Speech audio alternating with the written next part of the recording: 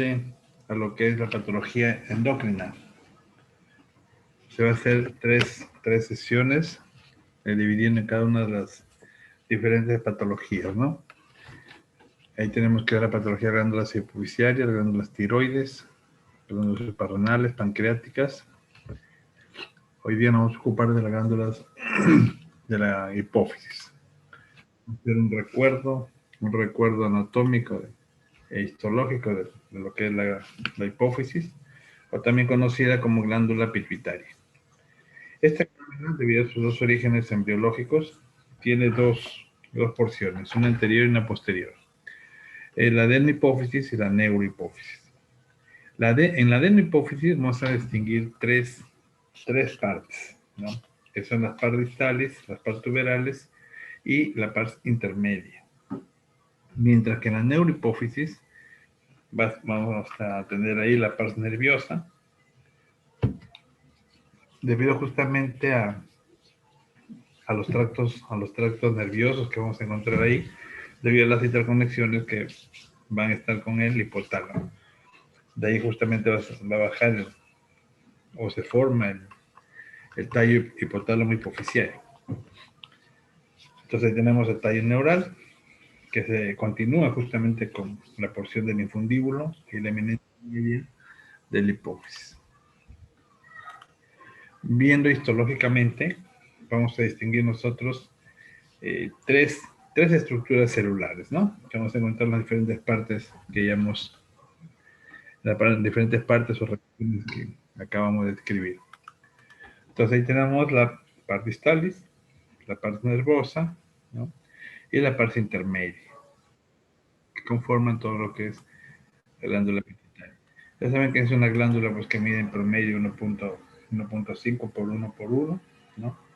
Pesa apenas unos cuantos gramos nomás, sin embargo con una estructura tan pequeña, ¿cómo puede pues tener tanta función en el organismo, ¿no? Ya que esta va a enviar diferentes hormonas a diferentes glándulas, lo cual se constituyen órganos dianas para cumplir su función independiente ya de acuerdo a la zona donde esté. En la parte distalis se reconocen células glandulares y células epiteliales. En las células glandulares tenemos las células cromófilas, En general, vamos a distinguir nosotros dos grandes grupos de células, ¿ya? En la hipófisis, dos grandes grupos celulares. Las que se colorean y las que no se colorean. Las que no se colorean se denominan cromófobas, ¿ya? Fobia al color, ¿no? Es decir, no tiene afinidad al color, por eso rechaza. Entonces, tenemos las células cromófobas, que no se tiñen, y tenemos las células cromófilas, ¿ya? Dentro de las cromófilas, donde sí hay afinidad por la tinción, vamos a tener dos grupos celulares, que son las células acidófilas, las que se tiñen de rosado, y las células basófilas que se tiñen de azul. En términos generales, esos son grandes grupos que dan origen a tres estirpes celulares. Ahora, esas se van a ubicar en diferentes regiones, en diferentes áreas de la hipófisis. Aquí tenemos las células glandulares, por ejemplo, encontramos células cromófilas y células cromófobas. En las células cromófilas vamos a encontrar que son acidófilas un 40%, mientras que el 10% son basófilas. Y nótense que estas cromófilas representan el 50%, tan igual como hay un 50% de células que no se tiñen, o sea, células cromófobas.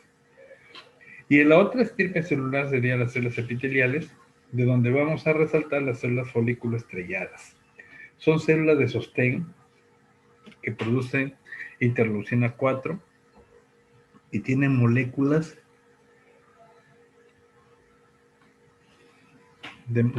para identificación, ¿no? Tienen ahí los complejos de histocompatibilidad mayor tipo 2. Están relacionadas también con células presentadoras de antígenos. Viendo nosotros ya un corte histológico, se pueden ver ahí los diferentes tipos celulares, ¿no? Basófilos, los que tienen citoplasma un tanto lila o azul pálido, como quieran llamarle. Y mientras que los acidófilos se tiñen ahí con un citoplasma bastante rosado, ¿no? Ahí se puede ver claramente. Y estamos aquí en la parte de la porción distal. En esta otra vamos a ver cuáles son las células cromófilas. Ahí tenemos que, de acuerdo a la clasificación por los marcadores inmunohistoquímicos, se les ha clasificado como somatotróficas, lactotróficas, tirotróficas, corticotróficas y gonadotróficas. Es decir, dentro de toda la gran población celular que vamos a ver nosotros en hipófisis, porque si nosotros vemos un corte de la hipófisis, pues sencillamente vamos a ver una gran hipercelularidad, ¿no es cierto? Una notoria celularidad ahí. Ahora, como ya hemos dicho, sus diferentes células van a estimular diferentes glándulas, como la tiroides, como el ovario, como los testículos, como el útero, ¿no es cierto? Entonces, se necesitaba saber qué tipo de células eran esas, cómo se podían reconocer. Antes no se podía, pero hoy día, gracias pues al avance de la tecnología, al avance de la inmunohistoquímica, sí se puede identificar cada una de estas diferentes células que van a dar origen a cada una de estas diferentes glándulas que van a ir a actuar a los órganos diana en todo el organismo. Tenemos entonces el otro grupo que son las células acidófilas, donde encontramos dos subgrupos, que son las somatotróficas y las lactotróficas.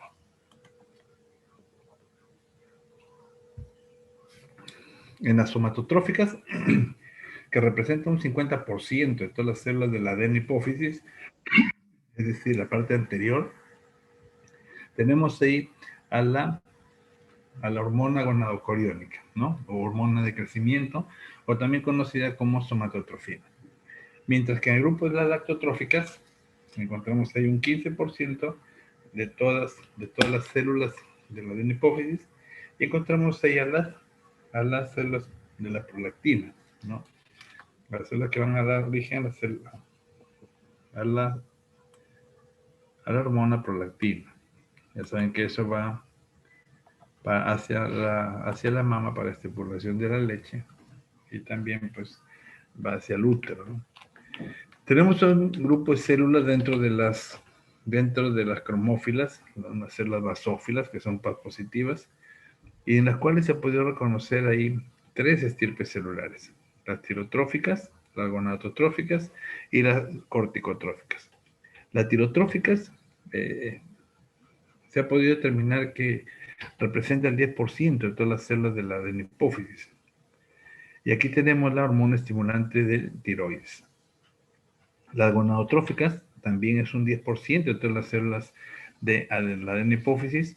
Y aquí tenemos a tres hormonas conocidas, que son la hormona folículo estimulante, la hormona luteinizante y la hormona estimulante de las células intersticiales de Leydig, ¿no? Que se recordarán, estas células se encuentran justamente entre los lobulillos, o entre los conductos espermáticos, ¿no? En el testículo. Y el otro grupo de células son las corticotróficas, que representa el 15 a 20% de todas las células de la adenohipófisis. Y ahí tenemos la ACTH, hormona conocida como adrenocorticotrófica. Aquí en este esquema está justamente la relación que hay entre el cerebro, ¿no es cierto?, entre el mesencéfalo y la hipófisis. Entonces ahí no solamente las terminaciones nerviosas, sino también la irrigación, que va a formar parte pues importante para que se pueda realizar la función endocrina. Entonces tenemos ahí que las neuronas se desplazan del hipotálamo. Estas sintetizan sustancias reguladoras, llegan mediante sus acciones hasta la porción superior del tallo neural, liberan su secreción al espacio extracelular. Las sustancias son captadas por el plexo del capilar primario, luego por las venas portales, luego pasan a los sinusoides, las pardistales, y actúan sobre las células de la adenohipófisis, ¿no? Ahí se puede ver los diferentes las diferentes vías justamente. Y hay un corte histológico de la glándula, ahí vemos, que está compuesta además por un tipo de células denominadas pituicitos, ¿no? Y además de las fibras nerviosas amielínicas, que provienen justamente de las neuronas neurosecretoras del hipotálamo, que hemos visto justamente en el esquema. Aquí en esta otra imagen se ve la relación incluso con algunos núcleos hipotalámicos, ¿no? Como son los núcleos paraventriculares, donde se va a secretar la oxitocina, y los núcleos supraópticos, que va a tener participación en la formación de hormona antidiurética.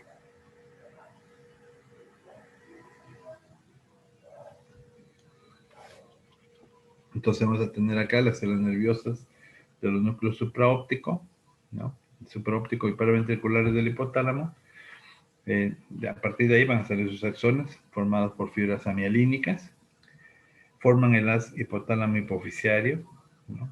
Ahí tienen el haz hipotálamo hipoficiario. Esta es la adenohipófisis, la neurohipófisis, por eso va hacia la parte posterior. Constituye pues un tallo neural y lo que va a formar la parte nerviosa de la hipófisis.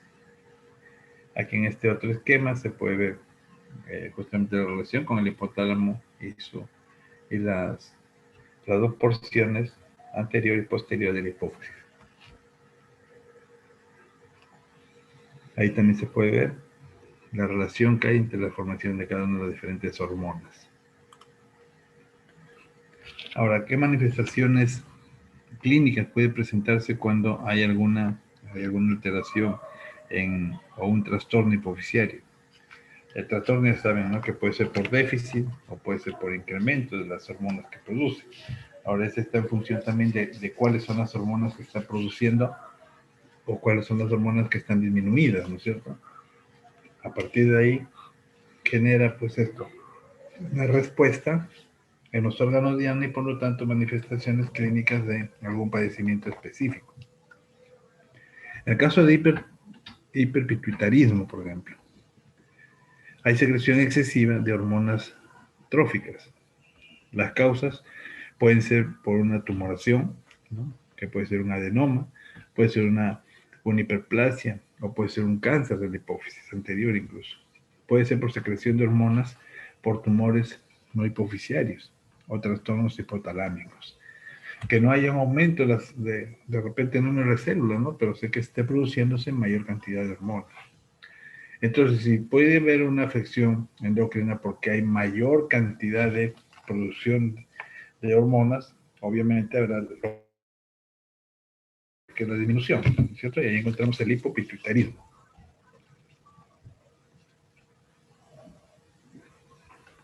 En el hipopituitarismo se caracteriza por la deficiencia de hormonas tróficas también.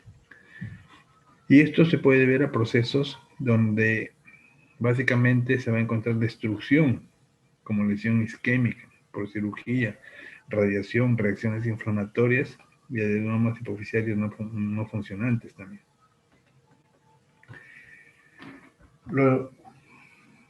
Aquí hay que tener en cuenta que todo lo que es en el componente intracraneal, por muy benigno que sea un tumor, pues ahí tiene lo que le llamamos un comportamiento maligno, ¿no? Maligno, y eso debido a que como no hay a dónde se expanda, porque el cráneo es sólido, sencillamente el efecto de masa va a ejercer presión y eso pues va a hacer de que se pueda colapsar el centro respiratorio. Se puede observar en algunas anomalías radiográficas, en la silla turca, por ejemplo, ¿no? Puede haber anomalías en el campo visual, como manifestaciones clínicas de estos cuadros. Puede asociarse incluso hipertensión intracraneal, lo que le estaba mencionando. Y puede haber incluso apoplejía hipoficiaria, ¿no?, debido a una hemorragia aguda en el interior de un adenoma.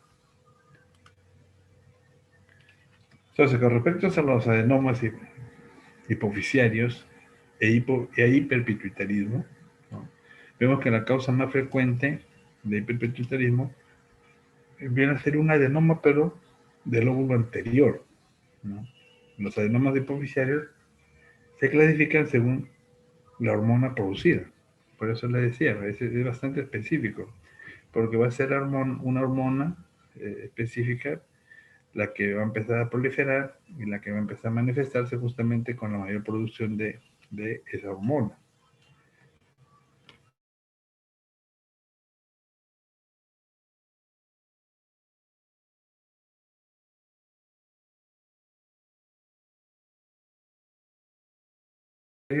Pueden secretar incluso dos hormonas. Y de modo excepcional se ha podido encontrar casos donde incluso se pueden comprometer más hormonas, ¿no?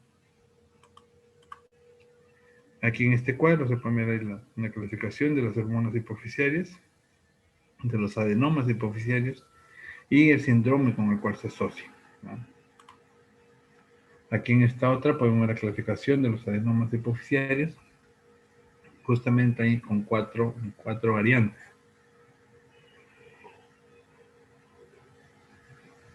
Ahí tenemos un adenoma no funcionante, por ejemplo, o puede ser funcionante. Tenemos ahí un microadenoma, pueden ser macroadenomas, pueden ser típicos o atípicos, pueden ser hormonas producidas que se pueden reconocer desde el punto de vista de marcadores inmunohistoquímicos. Algunos pueden tener conducta típica, con invasión o incluso recidiva, ¿no? Y estos se caracterizan porque generalmente se presentan un tamaño en promedio de 1 centímetro, ¿no? Los adenomas hipofisiarios suelen aparecer en adultos con una incidencia máxima entre los 35 y los 60 años. Se denominan de modo algo arbitrario como microadenomas si su diámetro es menor de 1 centímetro y macroadenomas si es que superan el centímetro. Y aquí en esta imagen, en una necropsia, podemos ver un adenoma, ¿no? Nótense ahí, es todo esto. Entonces imagínense la presión que está haciendo, ¿no? Y por la presión que hace ese nivel, ya es de suponer las manifestaciones clínicas que tiene este paciente. Acuérdense que ahí están sobre el quiasma óptico prácticamente. Entonces vemos aquí este adenoma masivo no funcional ha crecido bastante más allá de la CIA turca, pues, ¿no? Y ha distorsionado obviamente el cerebro supradyacente, como pueden ver. Nótense, la línea media está desviada hacia el lado izquierdo, ¿no? Y nótense ahí la masa en el lado del hemisferio derecho. Entonces, los adenomas funcionantes tienden a ser de mayor tamaño en el momento del diagnóstico que los que secretan una hormona madre. Ahí tenemos en otra necropsia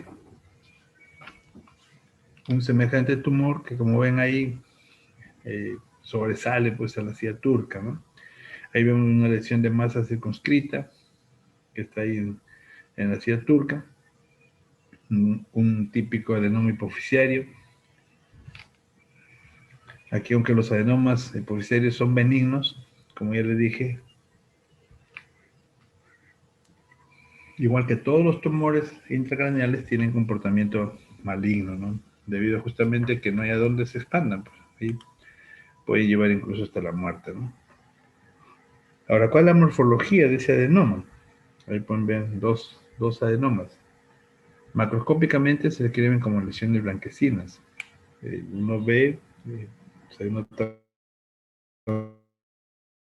una cápsula bien definida, ¿no? Confinada a la CIA turca. Tienen un compromiso de otros tejidos más bien por continuidad. Y hay una extensión hacia senos cavernosos y esferoidales también. Su extensión supracelular puede llevar a la compresión del quiasma en la visión, ¿no? E incluso puede llegar a erosionar en caso extremo la CIA turca. Y la erosión puede llevar a que se pueden también dañar las apófisis clinoides incluso. Ahí tenemos una hipófisis. Ahí se ha sacado una hipófisis, se la ha cortado en tres fragmentos, ¿no? Ahí se pueden ver el color blanquecino, un tanto de aspecto medio fibroso, y ahí está ya coloreado. Donde se puede ver claramente la neurohipófisis, porque ahí vamos a encontrar justamente las fibras nerviosas, ¿no? Acuérdense que se caracteriza porque vamos a encontrar las neuronas, ¿no es cierto? Ya saben que las neuronas tienen tres partes: dendrita, cuerpo y axón. Y ahí en el tallo vamos a encontrar principalmente los cuerpos axonales. Y ahí tenemos adelante la adenopófisis y hacia atrás, en la neurohipófisis, un par de adenomas, ¿no? Y haciendo el corte del tumor, del adenoma, ahí como pueden ver, si bien hay una hipercelularidad, ¿no? Sin embargo, se nota pues una uniformidad también. Entonces hay un aumento de un solo tipo de células. Eso es lo que se denomina monomorfismo, ¿no? Si nosotros revisamos las diferentes células, vemos que tienen las mismas características. En cambio, cuando son tumores mixtos, vamos a encontrar ahí polimorfismo más bien.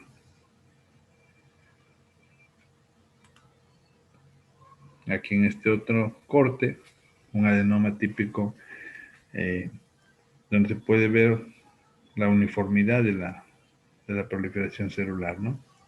Hay monomorfismo y no hay tramado de ningún tipo de sostén, o sea, de glía. Ahí pueden ver otro corte.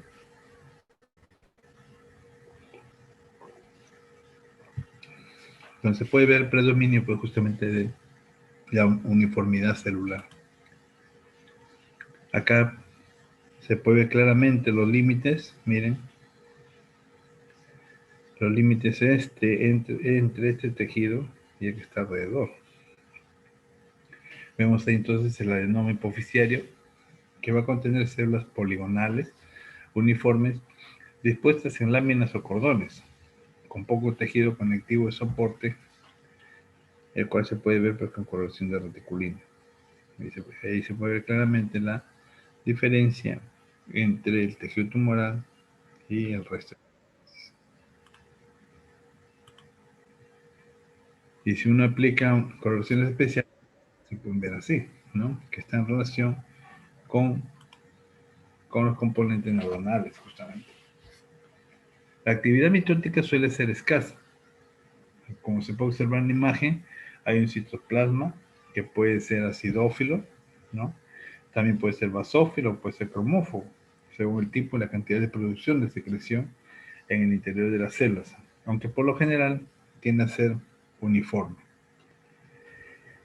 Este monomorfismo celular y la ausencia de un entramado que se puede identificar con reticulina distinguen a los adenomas hipoficiarios de un parénquimo hipoficiario anterior no neoplásico.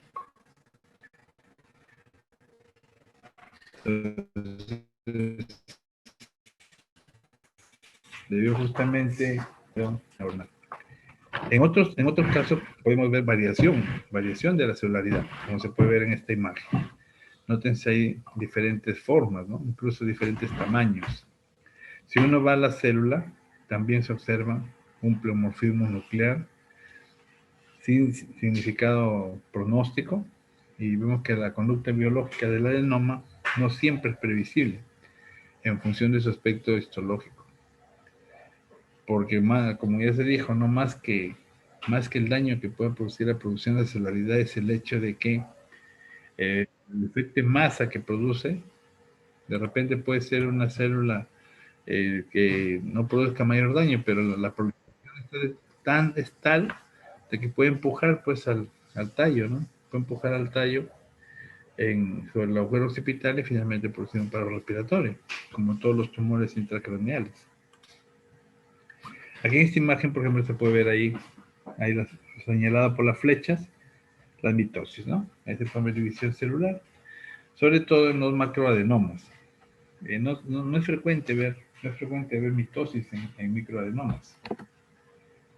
Y aquí vemos un adenoma pituitario invasivo. Como ven ahí, incluso se ve trabéculas óseas, ¿no es cierto? Ahí se ha extirpado con parte de hueso de la cia turca, ¿no? Entonces, el adenoma pituitario invasivo se puede observar hasta un 30%. Y ahí se puede reconocer huesos de la madre, incluso hasta tejido cerebral.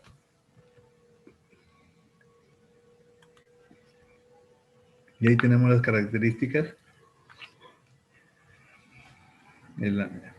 y para hacer la diferencia entre una hiperplasia hipoficiaria de un adenoma hipoficiario.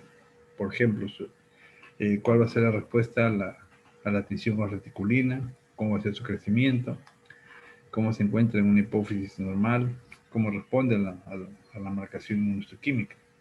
En la hiperplasia, por ejemplo, vamos a encontrar que se encuentra preservada y los signos se pueden ver expandidos. En cuanto a la captación de fibra reticulina. En cuanto al crecimiento, en la hiperplasia pues, suele ser difuso y nodular. Mientras que en la hipófisis vamos a encontrar involucrado en la hiperplasia, ¿no? En el adenoma vamos a ver que hay pérdida más bien de reticulina, porque vamos a encontrar la proliferación celular. Usualmente suele presentarse células difusas. Asimismo, a la zona de la hipófisis normal la vamos a ver que se encuentra comprimida y hasta rechazada, ¿no? Entonces el tumor empieza a, a empujar, digamos, el tejido hipoficiario normal. Y es fuerte para hormonas específicas, en el caso de las marcaciones con inmunohistoquímica. Sin embargo, las células normales no son muy reactivas, ¿no? Es débil en las células hiperplásticas. Más son para células tumorales. Y ahí se pueden ver los diferentes esquemas de cada uno de ellos. Pueden ver tumores que afecten las glándulas de Diano, ¿no? Por ejemplo, en el varón, de repente tiene un prolactinoma y va a hacer pues que sus mamas presenten un crecimiento normal. Entonces se pueden formar los prolactinomas o adenomas lactóforos. Adenoma hiperfuncionante, más frecuente, ¿no? Su determinación es por marcación inmunohistoquímica y se puede reconocer en el paciente hiperprolactinemias. En el caso de mujeres, se puede asociar a menorreas, ¿no? A menorreas secundarias. Puede haber galactorrea e incluso puede asociarse con infertilidad, ¿no? En mujeres, solteras incluso, ¿no? Que sean relaciones sexuales y que no hayan tenido hijos, empieza a hinchársele las mamas y empieza la producción de leche. Su detección temprana en mujeres menopáusicas se da con frecuencia y puede asociarse a un aumento en producción de hormona de gonadocoriónica. Generalmente o a veces consultan más bien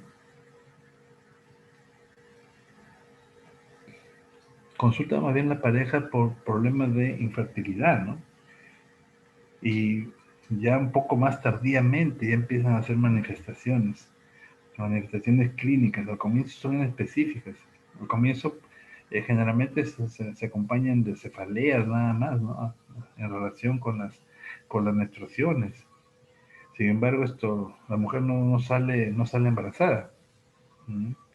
Entonces, de un momento a otro, empiezan ya, conforme avanzando la enfermedad, empieza la producción de leche. La producción de leche en la mama de la mujer y sin embarazo previo. Entonces, ya cuando se hacen los exámenes con todos esos signos, se demuestra pues que hay una tumoración a nivel de la hipófisis.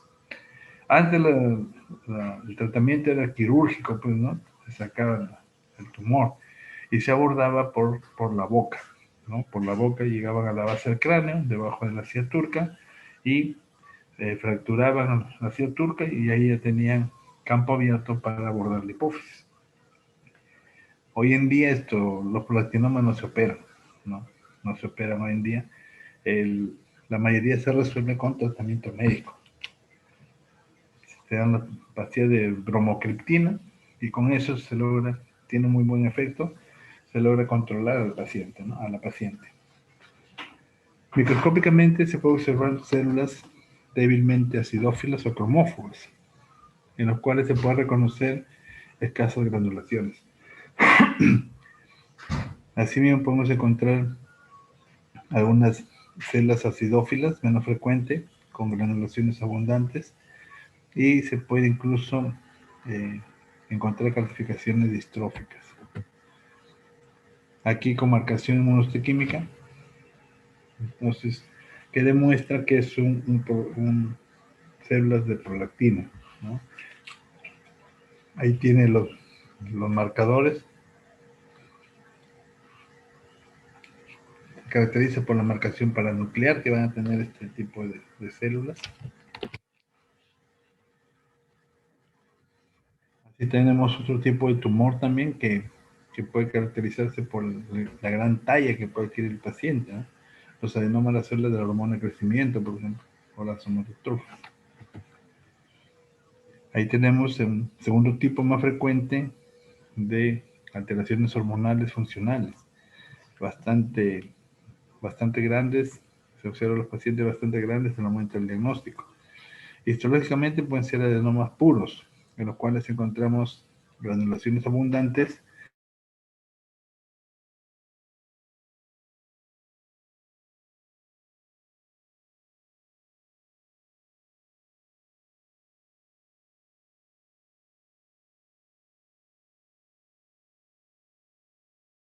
Vamos a ver células monomorfas y en las granulaciones escasas tenemos las células cromóforas, donde se puede reconocer un marcado polimorfismo nuclear. Sin embargo, la marcación inmunohistoquímica es débil para GH hormonales, como los mamosomatótropos, que expresan hormona GH y prolactina. Y asimismo puede hacerse determinación inmunohistoquímica para GH prolactina, estimula la secreción hepática de somatomedios gigantismo, ¿no es cierto? Debido a que en los extremos de los huesos largos todavía no han cerrado y por lo tanto pues empieza a crecer. En cambio en el adulto, donde ya están cerradas las epífisis de los huesos largos, ya no hay crecimiento en longitud, hay un crecimiento en grosor. Por eso que se observa en los pacientes acromegalia. Asimismo puede presentarse pacientes con diabetes mellitus, puede asociarse a signos de hipertensión arterial, incluso problemas cardiovasculares que pueden llevar a insuficiencia cardíaca congestiva. Y en casos más avanzados, osteoporosis, ¿no? Ahí se pueden ver las diferentes granulaciones intracelulares. O acá en esta otra marcación con inmunohistoquímica para ver la hormona GH. Acá tenemos otro tipo de tumor, que es el adenoma de las células ACTH, en relación con las glándulas suprarrenales, ¿no? Que son los corticotonos.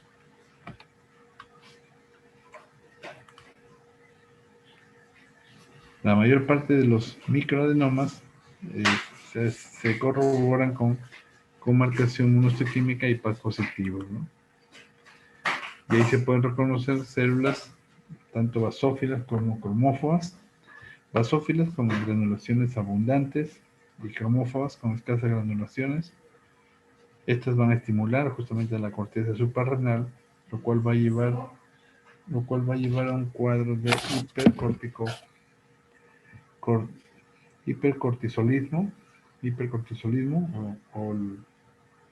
o famoso síndrome de Cushing, o puede llevar a un síndrome de Nelson, en donde pueda formarse un adenoma grande bastante destructivo, el cual va a ejercer rápidamente pues, un efecto de masa con deterioro, incluso muerte del paciente. Los adenomas gonadotropos se caracterizan porque clínicamente son silentes. Cuando ya hacen síntomas, generalmente está muy avanzado. Pueden alcanzar gran tamaño y conforme van creciendo, pues se va haciendo evidente las alteraciones neurológicas. Lo frecuente, como les había dicho, y bastante inespecífico, es la cefalea. Y por compromiso, pues a nivel del quiasma puede observarse alteraciones visuales, ¿no? Como diplopía o incluso disminución de la luz. Estos adenomas gonadotropos, que generalmente comprometen la hormona luteinizante y la folículo estimulante, es a la folículo estimulante que van a secretar predominantemente, ¿no? Y el diagnóstico puede ser en el varón o la mujer por la edad media, ¿no? En adultos jóvenes. Y vamos a encontrar aquí en algunos pacientes que presentan signos de hipofunción, por lo tanto pueden tener problemas de infertilidad. Los adenomas tirótropos, tirótropos son infrecuentes, representan el 1% de los adenomas hipoficiarios. Rara vez producen hipertiroidismo. Sin embargo, responden bien estos a la marcación para hormona estimulante de la tiroides. En el hipopituitarismo se ha observado pérdida de más del 75% del parénquima hipoficiario. Se dice que es una afección congénita. Aquí podemos tener tumores hipotalámicos también, con adenomas hipoficiarios no funcionantes. Puede asociarse a necrosis isquémica, o conocido como síndrome Sheehan. Puede ser por ablación quirúrgica o alteraciones inflamatorias, por algunas enfermedades crónicas como TBC, sarcoidosis. Y en otros tantos raros casos por neoplasias metastásicas. Y es lo que observamos, por ejemplo, en una apoplejía hipoficiaria, un infarto agudo, ¿no? Si hay infarto en zona de necrosis, por cierto, ahí encontramos zona de necrosis, hemorragia, ¿no? En una hipófisis linfocítica. Miren ahí la proliferación justamente de linfocitos, ¿no? Que empieza pues a prácticamente a desplazar a las células normales de la hipófisis.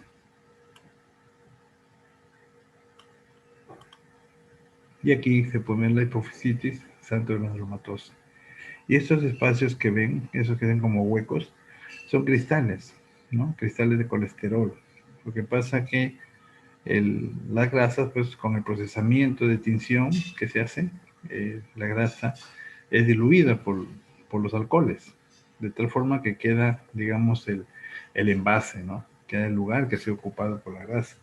Y que se dibuja, pues dibuja la silueta de la misma al haber sido diluido durante el procesamiento del corte y coloración de la muestra.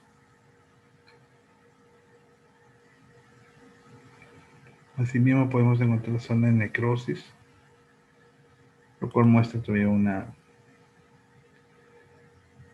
un tiempo relativamente corto, ¿no? Es decir, una respuesta aguda por parte del organismo. Aquí en este otro podemos ver algunas características. Un epitelio escamoso, miren ahí, un quiste dermoide de la hipófisis, que se caracteriza por justamente un epitelio estratificado, no queratinizado, escamoso, ¿no? Podemos encontrar tumores supracelares hipotalámicos, como el craniofaringioma.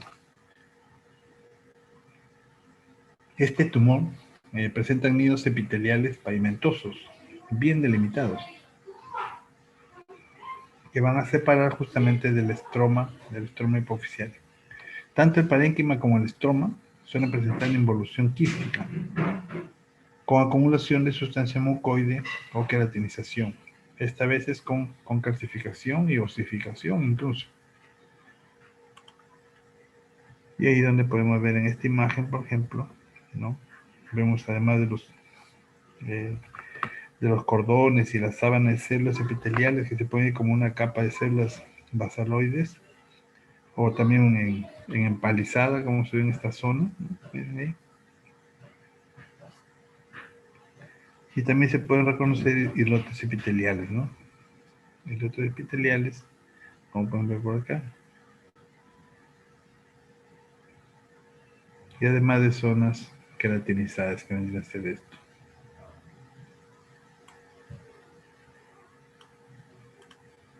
Porque en esta otra imagen, por ejemplo, en donde se puede ver ruptura de los nidos tumorales queratínicos,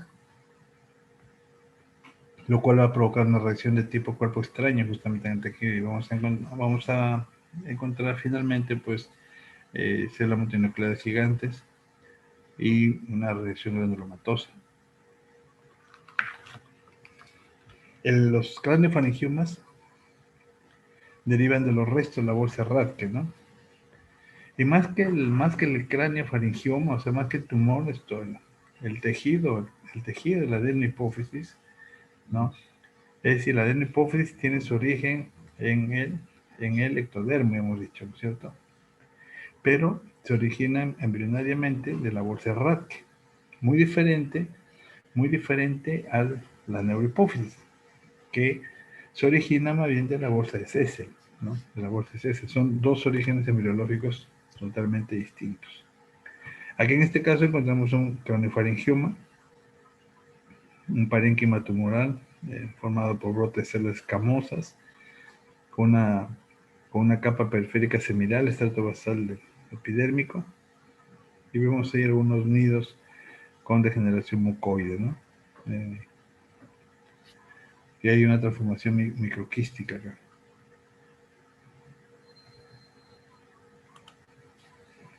Aquí también podemos ver, miren, compromiso ya de hueso. Acá en esta otra, con compromiso, ahí vemos las células epiteliales.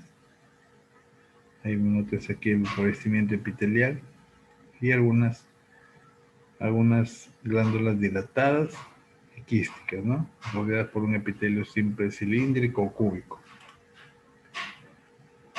En la hipófisis posterior, ya habíamos dicho que tiene que ver, pues, o se denomina neurohipófisis, ¿no es cierto? Y tiene que ver justamente con el tallo hipotálamo hipofisiario.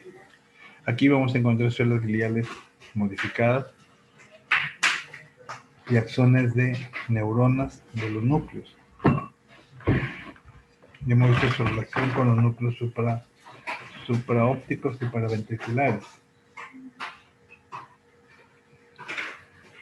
Ahí vemos que se producen dos tipos de hormonas, la ADH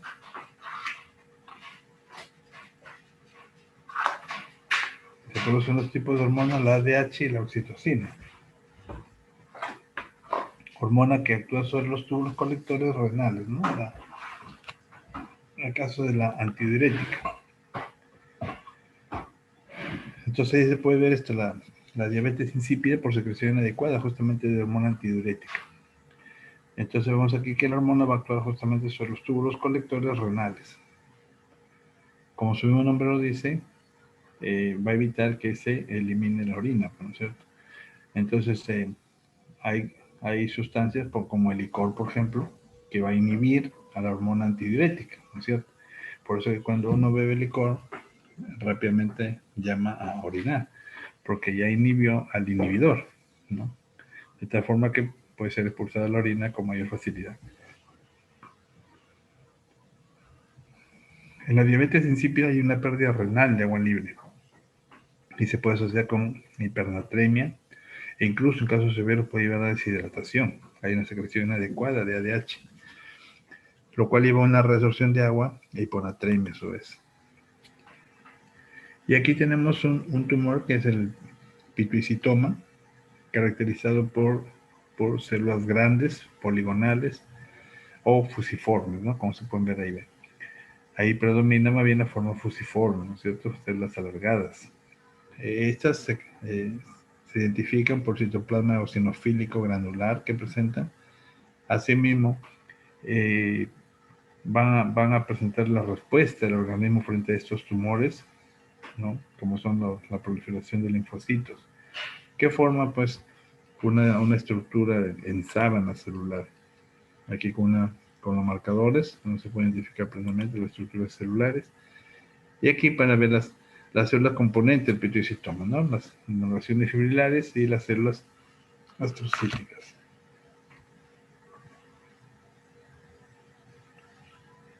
¿Alguna pregunta hasta acá?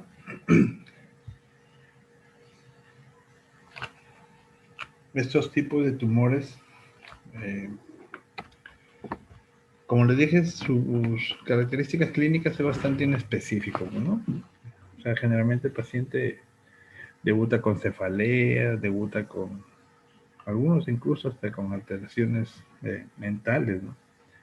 Otros van a ir con trastornos de la visión. Entonces, incluso se puede ver asociados a algunos trastornos neurológicos, ¿no?